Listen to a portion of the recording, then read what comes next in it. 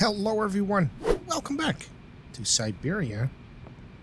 We ended up in this office last time. So we read something about depths. But I don't know if that's the only thing. I believe that there's another thing here where we can go to. So what is up here? Is that another office? Is this the office? Or not? We need to figure that out. Oh, what is this? Right, we also need to... can we do something here? I need to finish my sentence. We need to make a couple of feet and a couple of hands for... what was his name? Oscar?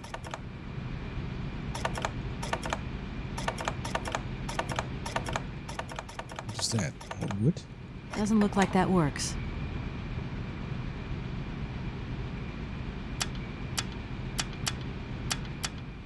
Oh. Doesn't look like that works. Something turned on.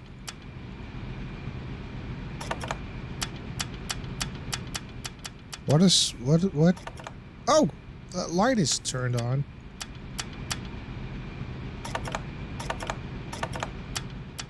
Why? Doesn't look like that works. Okay. I have no idea what I'm doing here. We probably need an answer for that, but I have no idea what that will be yet. That's a puzzle that we need to solve somehow. Do I need to write things down? Kind of forgot to write things down. Right, let me get my trusty notepad, which is right here. All right. Yeah, you go walk down. There's a couple of other pathways that I want to investigate this episode. Maybe not entirely this episode, but there's some stuff near the fountain. I mean, we took the main path last time we were here. So right now we're heading back into this and take that path. Because there's 3 more. And I have no idea where these lead to. This one apparently also leads back to the factory.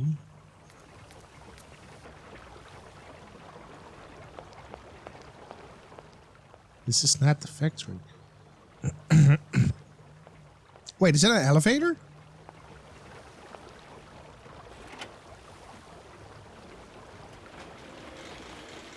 It's not an elevator, but you take that inside. And something tells me that is actually what we needed when we were at that spot with the robot underneath the office. But before we're gonna do that, this was a short path, by the way. I'm going to check out another path. That one? Because why not? Why shouldn't we? What is this? Is this the train station? Is this where the train is? It looks like a train station.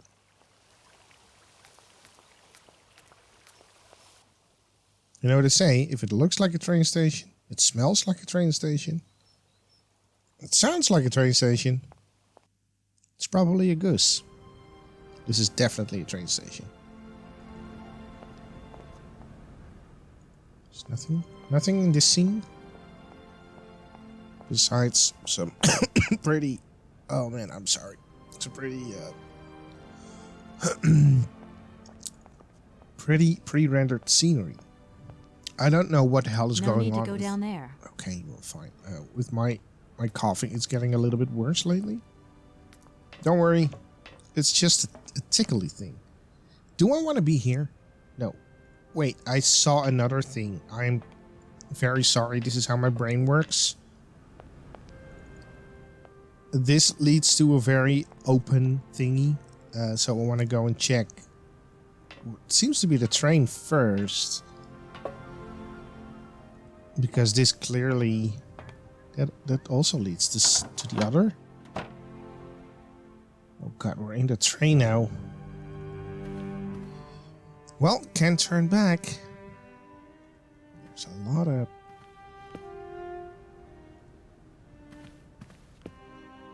of beautiful things going on.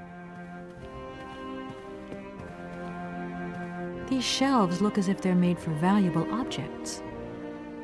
But do we need to bring them along then? These shelves look as if they're made for valuable objects. Oh, that's also a shelf. Alright, what is this? A sleeping cabin? Yeah!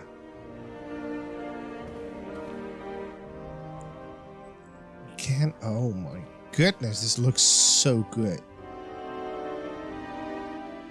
This seems like the end of the line.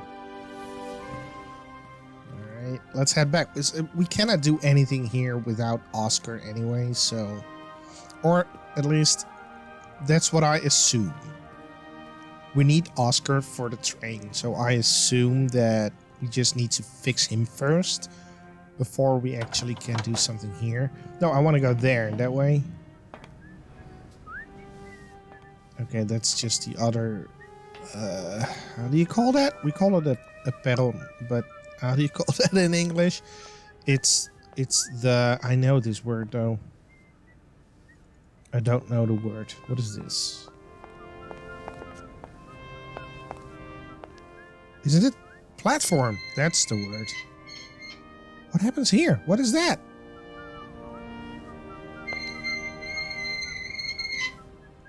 What are you doing?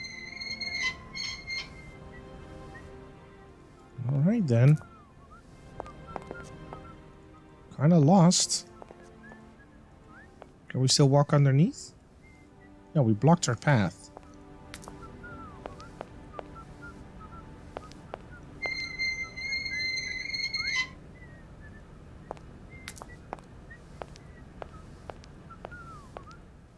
I hear whistling. Is the whistling in the game?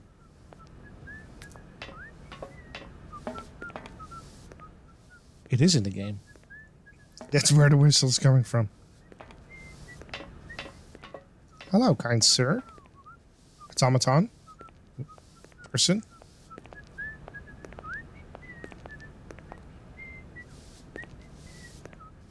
Sweeper. Chim chimmery, chim chimmery, chim chim churru. Okay. He's just doing his job. It looks so cool, though. It looks so cool. Okay, so I don't think we can actually do anything on this platform or train station even. Right now, we gotta fix stuff first. And there's one more pathway that we can follow from the fountain. So let's go and check that out.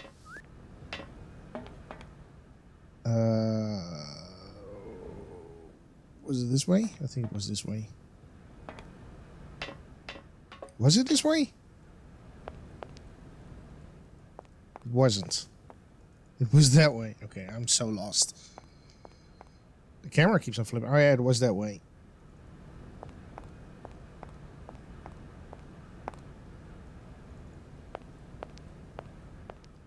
Let's head out.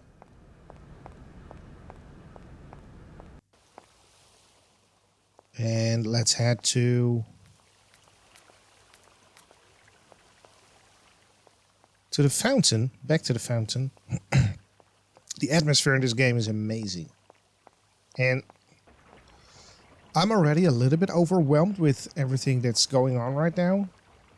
Because I'm used to exploring first and then trying to memorize what the hell's going on. What is this building?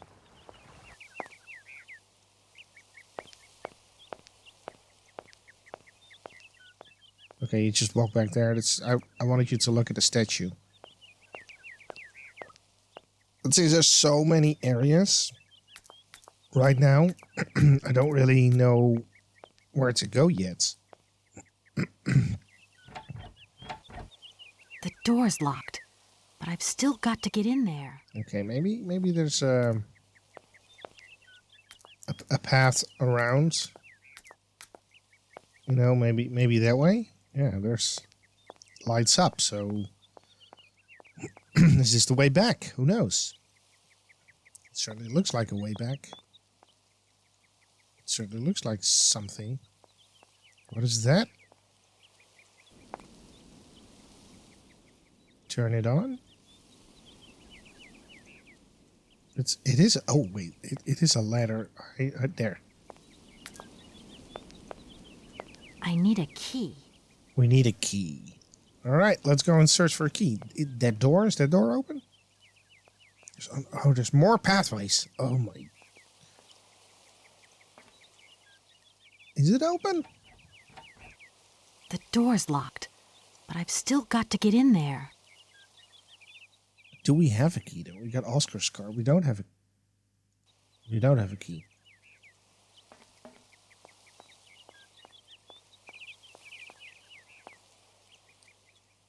Oh boy, a maze?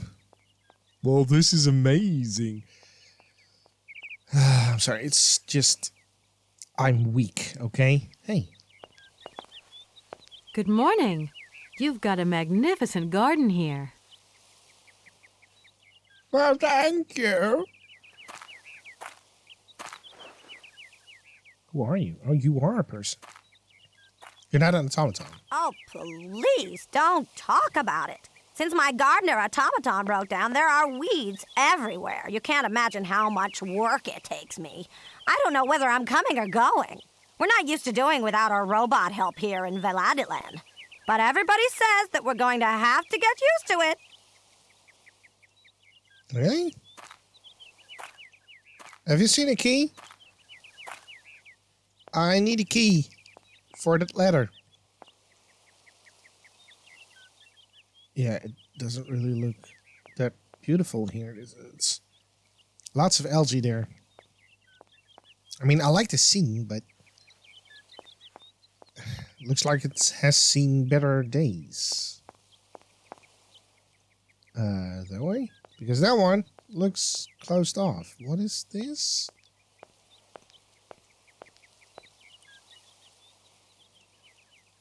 Guess we found the key. That was fairly easy. Shall we check out? Oh my goodness. Okay. Wait. Oh, that is the same exit. I see. We probably cannot enter this gate.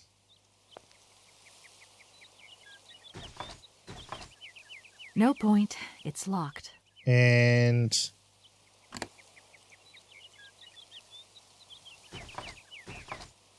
No point. It's locked. yeah, that's not the correct key. All right, let's head back to the ladder because I think that we found the key for the ladder. And let's see what's up there. I truly wonder what will happen to this entire area. It's huge, by the way. That's what she said.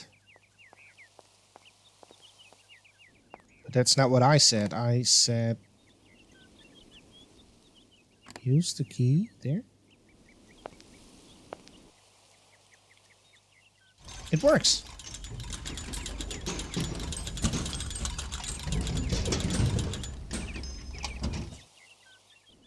We're going up to the roof. Seems like we are. Careful. Don't fall down. That's a pretty fast climb you did there. Impressive. Where are we now? That's the exit. We can move there. I see a clock. What is this? Are those blueprints? Oh, that's just the way back. Okay. Wait, but isn't that also the way back? No. Okay, this is a little bit weird. What is that? That's the light bulb.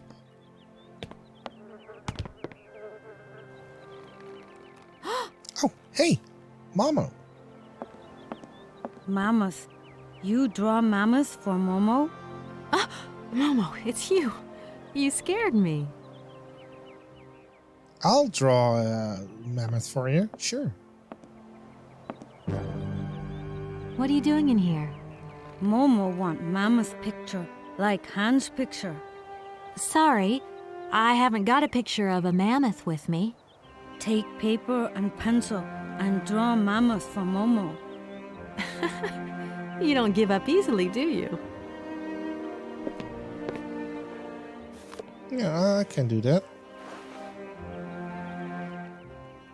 Can we... Hi. You remember me, don't you? I'm Kate. Draw mammoth for Momo, please.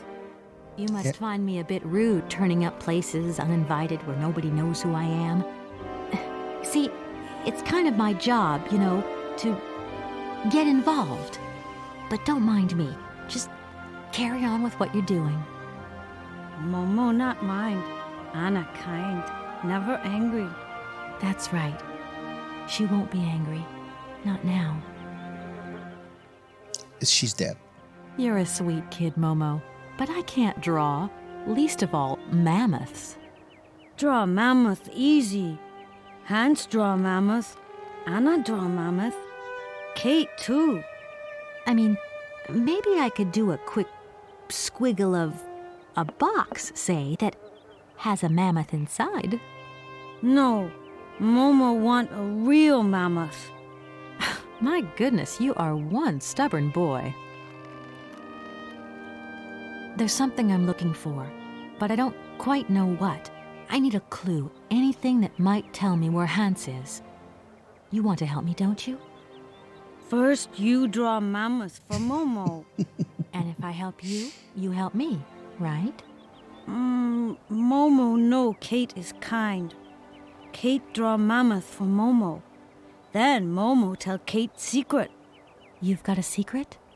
First, draw mammoth for Momo. He really wants a mammoth. Do you know if Anna came here often with Hans?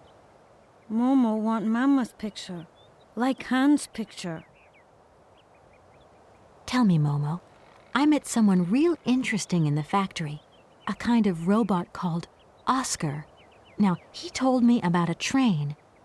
Anna didn't tell you where it was going, did she? Train! Train!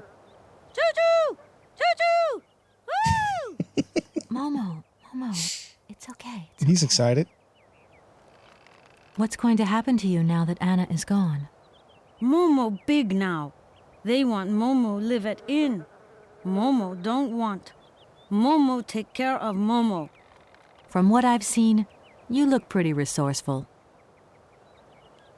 It must be fascinating to live in a village full of automatons. Automatons made by hands. Difficult work. When Momo big, he do like hands. Momo friend of automatons. Tell me, Momo, did you come here a lot with Anna? Anna like Momo. Anna like Hans. Anna on journey. A journey. Anna didn't die. This was all a setup again, like they did with Hans. You lived with Anna Varlberg, didn't you? Maybe you can tell me a secret or two about how automatons are made. Anna not want Momo in factory. Oh, no, okay. Momo, I've got to go now. But see you later, maybe. All right, so let's head back there to where the light source was and see if we can actually draw a mammoth. If not, he gave us a little hint. He said, Anna drew mammoth, Hans drew mammoth, so we probably find... There's nothing here, is there? So we may probably find a... wait a minute, I saw something. A drawing on... There's a hammer. Are we turning off the light again? Yeah. That's not what I want. Turn on the lights. I want that hammer. Can we take that hammer? Guess not. There should be a drawing of a mammoth somewhere on someone's desk. Maybe we'd have to get back into the factory to see if that is the case. Is there? Can we go this way? We can go this way.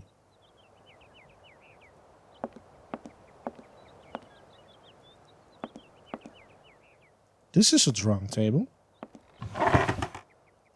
Ink. Look. Anna.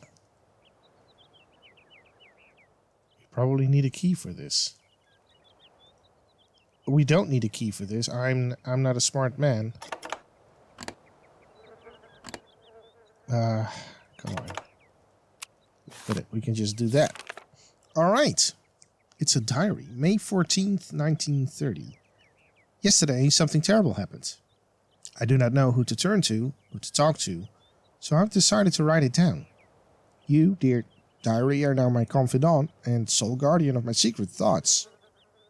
Hans lies in the next room, teetering between life and death, and I'm terrified.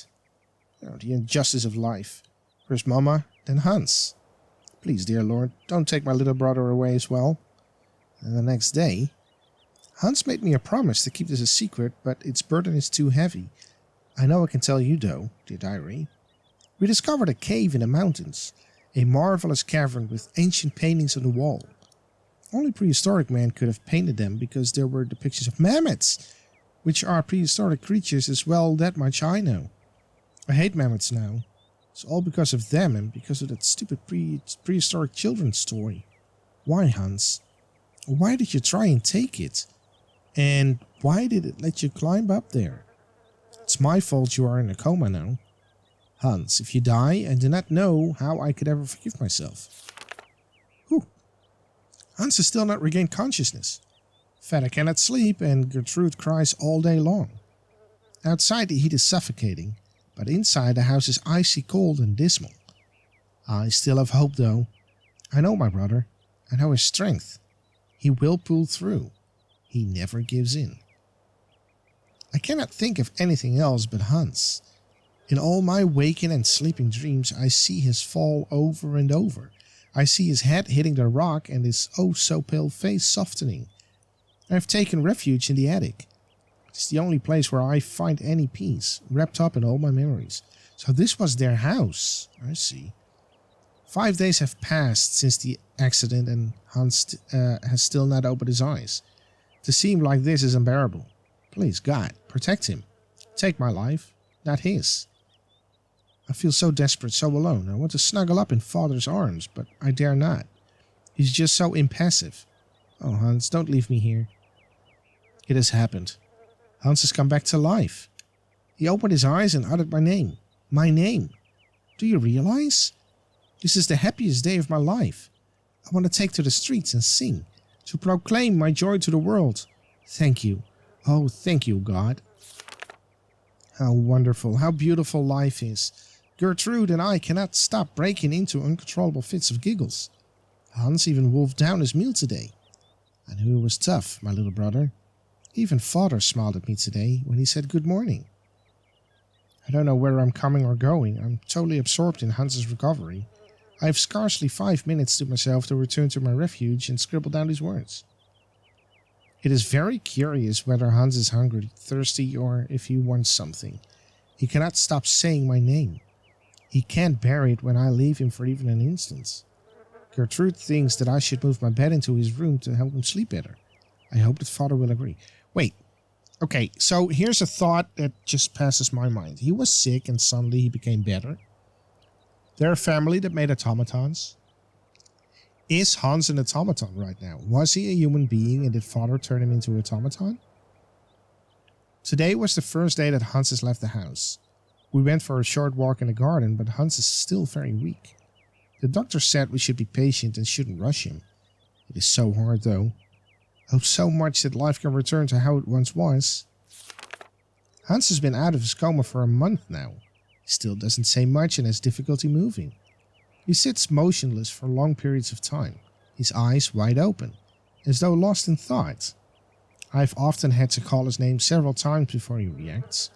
Then he will smile, and when he does, the moment is magic for me, and I couldn't possibly be happier. I had to talk to him. The burden was too great.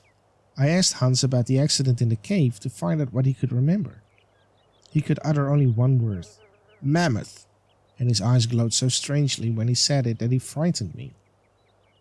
I go back to school today, and for the first time in my life, I'm dreading it. I'm afraid of leaving Hans alone. Despite Gertrude's kindness and attention, I have the impression that Hans is much less nervous when I'm there. While I was doing my homework yesterday evening, Hans crept up on me so quietly that he made me jump. He took a pencil and a blank sheet of paper, and curiously he started drawing.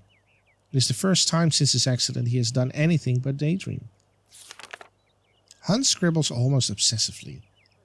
It is all he will do, all day long. I feel it annoys Father. Nothing else understands, but nobody else understands, but I can see that Hans is trying to draw mammoths. Today is my birthday, and Gertrude has made me an apple pie, my favorite. But Father has not returned home for lunch, and Hans doesn't want to leave his room.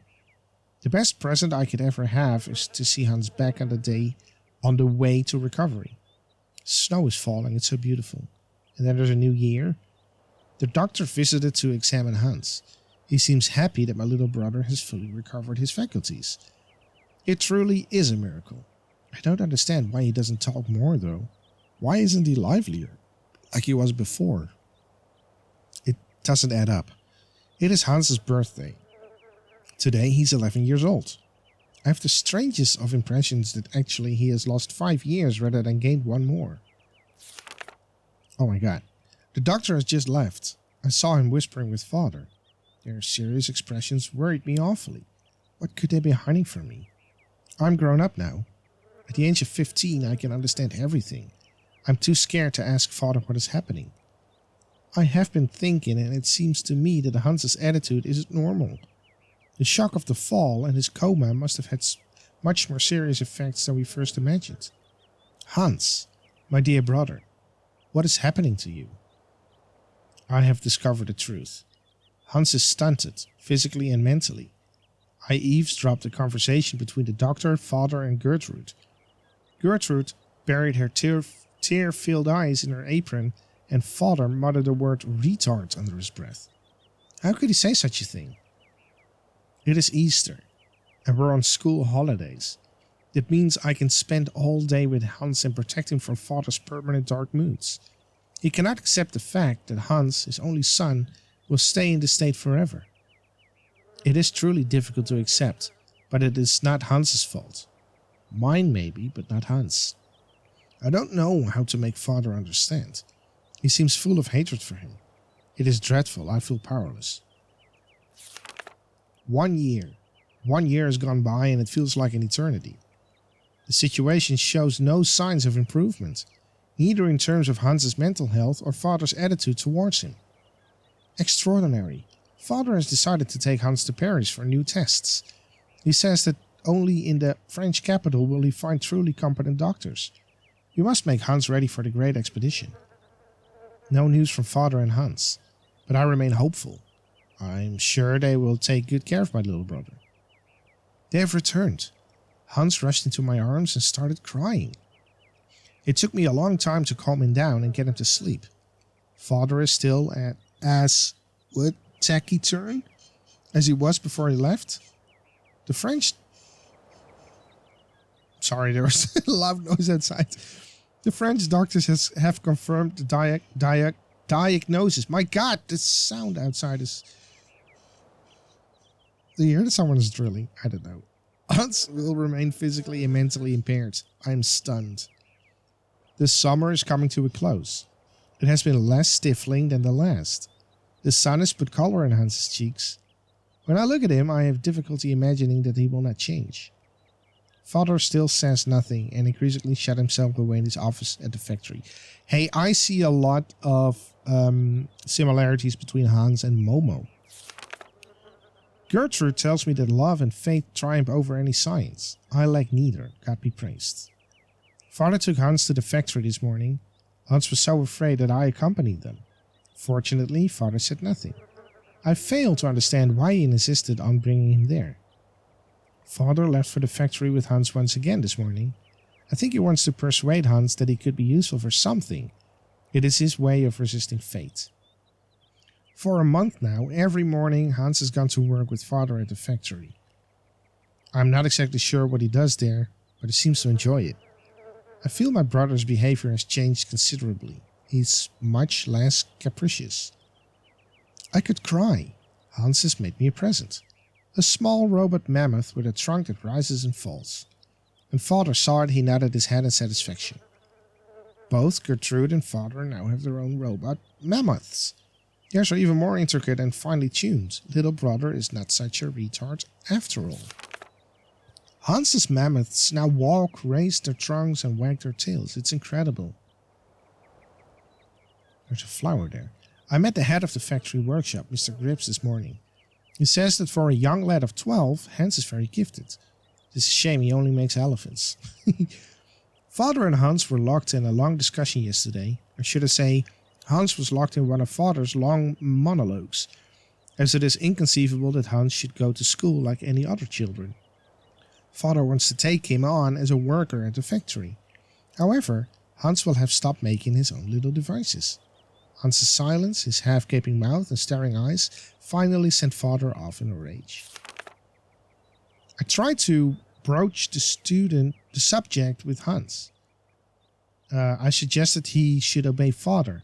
Learning a craft at the factory is his one chance to do something constructive with his life. He is so gifted and takes so much pleasure in making automatons. He did look like he wasn't listening to me, but I know he'll think about what I said. It's not that Hans cannot speak, it's rather that he doesn't want to speak. He uses the least possible words for communication, except with me, but he is still very economical with words. Incredible. Hans was not just satisfied with learning how the assembly line works, instead he has completely redesigned it. Father and Monsieur Grips are taking a serious look at his plans. Father has wanted to talk to me about my future since I passed my exams. He wants to send me to university because he says my intelligence is astounding. My heart was beating so loud. It is true, I do love studying, but I couldn't bear to be away from Hans. What a ghastly summer. I have been permanently torn between my desire to go to university and my refusal to leave my brother. I talked about it with Hans, but he said nothing. That same evening I found my little lone mammoth broken. Hans has had another fit of hysterics at dinner again. Father announced that Hans's new assembly line would soon be finished. However, they have removed the automaton parrots that shout orders, as they were deemed superfluous. Hans was livid. He hurled his soup dish to the ground and stormed off to his bedroom. What will happen between the both of them when I'm not here? Despite my scruples, I'm finally leaving. Hans has not talked to me for a week. Father would not understand if I told him why I wanted to stay. My heart is so heavy. Christmas. It is so strange to be home. I'd never left home for such a long time before. Once we were alone, Hans did not stop talking. Words just leaped from his mouth. How we laughed at his excitement. He presented me with a delightful little ballerina. To replace the mammoth, he told me. I was so touched that I started crying. Distance has done nothing to harm the strong bond between us. It is strange to pick up this diary once more. At first, my impulse was to tear it up, but I resisted and instead succumbed to my second desire, which was to write for a while. I am alone in my attic, once more. I've been home for 2 months now, and after a summer spent living with the intense joy of being reunited with my brother, Hans has returned to the factory. Father has aged so, and Gertrude's arthritis causes her terrible pain. All in all, these last 4 years have been kind to Father and Hans. Their relationship is less tense. They still do not exchange much conversation, but they now have a thing in common. The factory. I'm even beginning to feel a little bit jealous. Silly, really. Hans hasn't changed. He did age. To help Gertrude, he has designed a totally automated kitchen, and Gertrude can't stop moaning at the wooden puppets. Oh, how I adore them. I went to go and see Father and Hans at work. Hadn't been to the factory for years, for ages. It is strange how much he has changed. I was very curious to see them set about their tasks. I like Father's new office very much. Hans has a small workshop on the first floor, crammed with odds and ends, unfinished robots and designs. Exactly as I imagined it, in fact. Okay, so we went there. That's where Oscar is. The factory is working very well. Orders for toys keep coming in, spurred on by the run-up to Christmas. When I was at university and I said my name was Vorarlberg, people would ask me if I had any relationship to the Valladolid factory. Now I know the effect that Hans's genius has had on the factory's renown. To make myself useful, I started helping Father set his papers in order. The most extraordinary thing of all is that for the first time ever, I have the impression that the three of us form a real family. Hans never ceases to surprise me. Between home and the factory, his behavior is so very different. In his workshop, he is serious, concentrated, a proper young man who keeps his eye on everything going on, constantly on the move and in control. One has the impression that each single toy is his very own infant. At home, he turns back into a child once more and is either moody or a happy-go-lucky buffoon. The most wonderful Christmas of my whole life.